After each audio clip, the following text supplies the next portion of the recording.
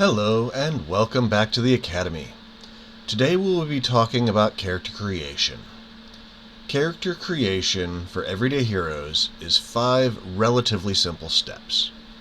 With each step, you're going to get something that you can add to your character. This order is the one I prefer.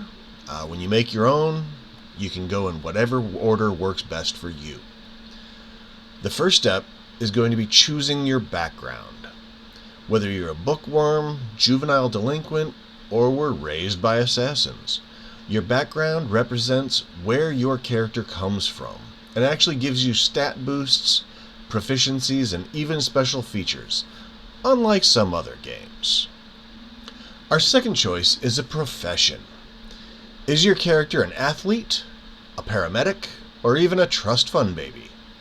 Your profession is your character's career and not only determines your character's wealth level, but also grants your character another round of stat boosts, proficiencies, and another special feature. Our third choice is going to be our archetype. Simply put, your archetype is based on which attributes are going to be your primary for your character. The heroic archetypes are strong, agile, tough, wise, smart, and charming. This step will determine your hit die type for determining your hit points, as well as proficiency bonus, defense bonus, and what kinds of special abilities your character will get. Next is our class. In the core rulebooks, each archetype has 3 classes that relate to that specific stat. Just to list a few examples, the Brawler is a class for the strong hero, the Scientist is a class for a smart hero, and the Manipulator is one of the classes for the charismatic hero. This step will help determine which saving throw proficiencies you will get, as well as finish out your skill and equipment proficiencies. Lastly, there are your attributes. There are a lot of ways to determine your attributes, but the main 3 are: 1. The standard set. You choose which of the numbers from the following set that you want for each ability. The numbers are 15, 14, 13, 12, 10, and 8. The second is point buy. Your stats all start out at 8, and you have 27 points to spend to buy higher scores. Now mind you, once your stats get over a 13, the cost of increasing the skill is no longer a 1-to-1 ratio.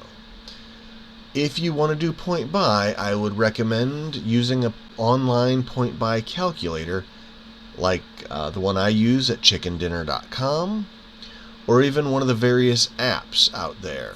It makes the process a lot easier. The third option is the roll and pray. This method is a holdover from some of the older systems and is not much in favor anymore, because depending on your dice rolls, you can have either an absolutely amazing or a completely terrible character. This method is simply roll 4d6, add the 3 highest numbers together, do this 6 times, and distribute the numbers amongst your stats however you would prefer. From this point, all that's left in character creation is just fleshing out your character.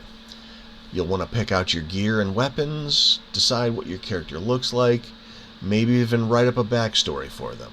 Not everyone does this, but I find it helps me to know who my character is and allows me to get, into that character more easily.